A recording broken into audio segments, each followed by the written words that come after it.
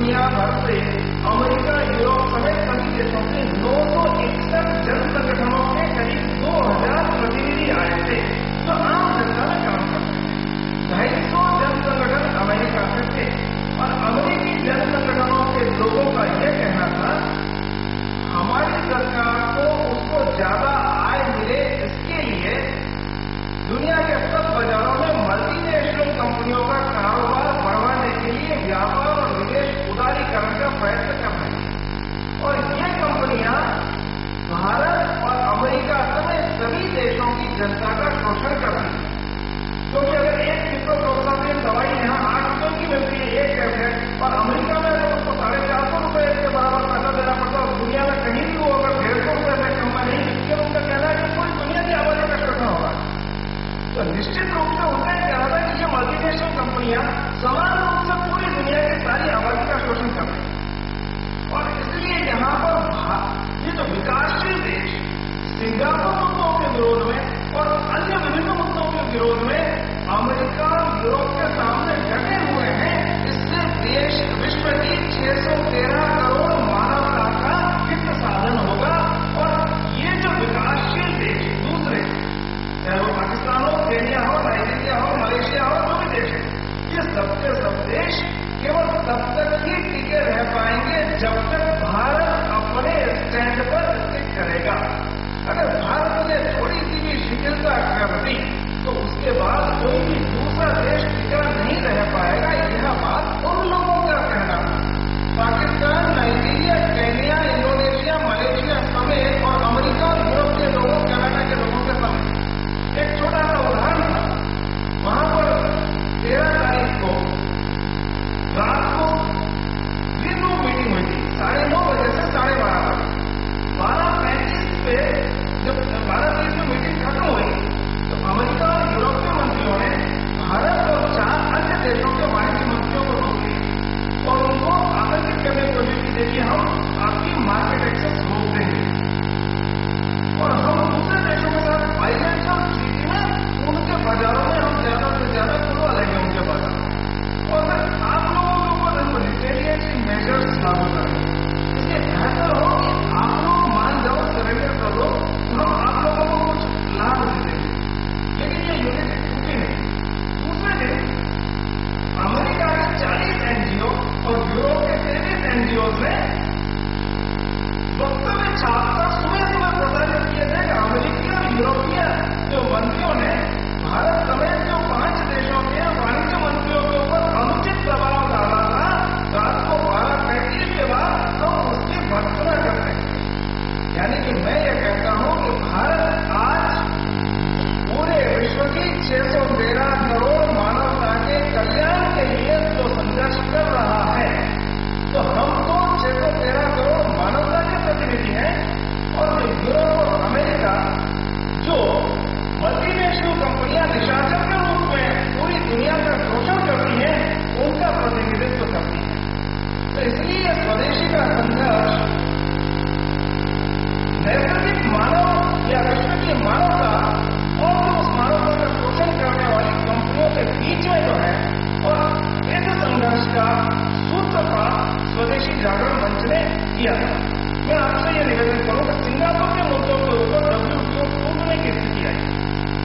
1996 में जो सिंगापुर के मुद्दे आए थे, आने वाले थे, उससे पहले स्वदेशी जागरण मंच की राष्ट्रीय परिषद की जो बैठक हुई थी, उसमें प्रस्ताव पारित करके और सरकार को आगाह किया था कि मल्टीलेटरल एग्रीमेंट ऑन इन्वेस्टमेंट को नहीं होने दिया जाए।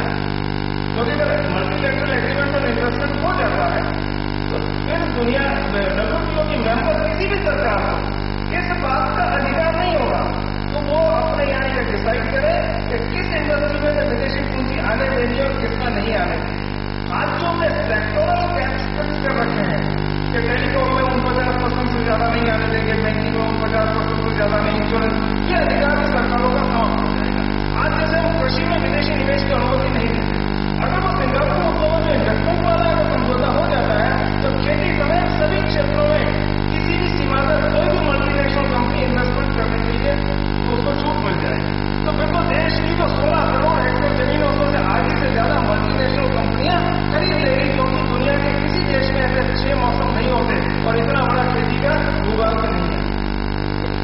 स्वदेशी जागरण मंच की उस समय के राष्ट्रीय परिषद ने प्रस्ताव पारित किया था कि सिंगापुर ये जो उस समय मल्टी लेवल एग्रीमेंट और इन्वेस्टमेंट के नाम पर प्रस्ताव पारित किया था कि इसको नहीं होने देना।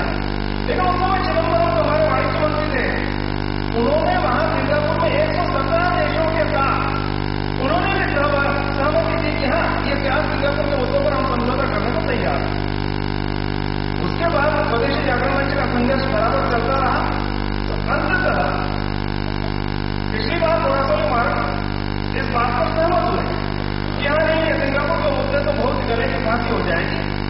पिछली बार दुनिया उस समय 144 मेंबर थे WTO के, और अकेले भारत ने कहा था कि हम इस पर हस्ताक्षर नहीं करेंगे। बाकी 143 देशों ने कह दिया था सिंगापुर के चारों मुद्दों के ऊपर वार्ता करके हम समझौता करने को तैयार हैं। अक्सर हमारे देश में चिदम्बरम, मणिशंकर अय्यर, विवेक देबरॉय कई लोग कहते हैं भारत का तो दुनिया के व्यापार में 1% से कम हिस्सा है, भारत की कौन सुनेगा, हम हर बात में ना करेंगे। लेकिन उस समय तो हमारा आधा 0.6% शेयर था 2001 में। भारत ने कहा था India shall stand out of Doha declaration. 2001 में दोहा में हमने कह दिया।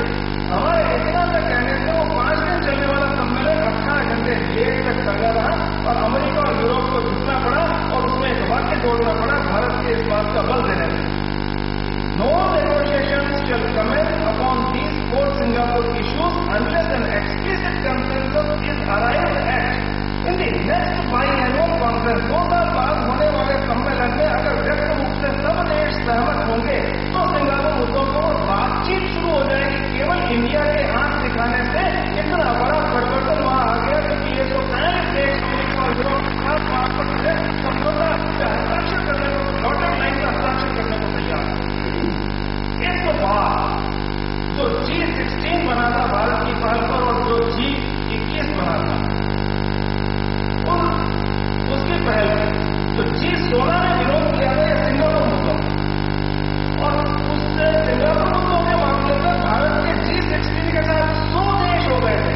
144 देशों में से 100 देश भारत के साथ वहां कैंसिल में हो गए, और 69 देशों ने तो लिख कर दे दिया मेरा देश नहीं चाहता कि इस पर कोई बातचीत की जाए सिंगापुर मुद्दों पर, इसलिए एक्सप्लिसिट कंसेंसस नहीं है और इसलिए इसके ऊपर बातचीत शुरू ही नहीं की जा सकती। इस बात की पूर्व भी वो पिछली बार अकेले भारत के संघर्ष से हमारे हाथ में आई।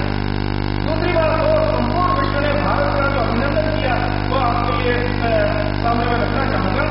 वहां से अमेरिका और यूरोप ने अंतिम 2 दिनों में सारे मुद्दों पर बातचीत बंद करके केवल सिंगापुर के मुद्दों पर ही बातचीत जारी रखी। तो इसके ऊपर अमेरिका और यूरोप और कनाडा के जो स्वैच्छिक संगठनों के प्रतिनिधि उन्होंने कहा बहुत बड़ा अन्याय है, सारे देश कह रहे हैं इसको बात नहीं करनी, जब तय हो गया कि बिना सर्वसम्मति के बातचीत नहीं होगी फिर ये दबाए जा रहे। उन्होंने एक ऐसी सफेद रंग की पट्टी बांटनी शुरू की जिसमें एक तरफ लिखा था नो कंसेंसस। WTO के ऑफिशियल लैंग्वेज है स्पेनिश, फ्रेंच और अंग्रेजी, लेकिन उन लोगों ने हिंदी भाषा में देवनागरी के शब्दों में लिखा कोई सहमति नहीं, एक तरफ अंग्रेजी में एक तरफ हिंदी में। इसलिए पिछली बार यह संघर्ष अकेले भारत ने किया था, इसलिए वहां पे हिंदी भाषा या देवनागरी लिपि के शब्द जो चमके थे दुनिया के 148 देशों के बीच में। और वहां जिन लोगों की मातृभाषा कनाडा, यूरोप और अमेरिका के जिन लोगों की मातृभाषा हिंदी नहीं थी उन्होंने भी हिंदी के शब्द प्रयोग किए। इस प्रकार से आज हमें कतई कहीं आतंकित होने की आवश्यकता नहीं है। अगर छोटा सा एक प्रस्ताव हमने पारित किया और पूरे विश्व के जनमत को एक कर लिया, हम यहाँ परिवर्तन अभिकर्ता के रूप में बैठे हैं। अगर हमने देश भर में आने वाले 1 वर्ष में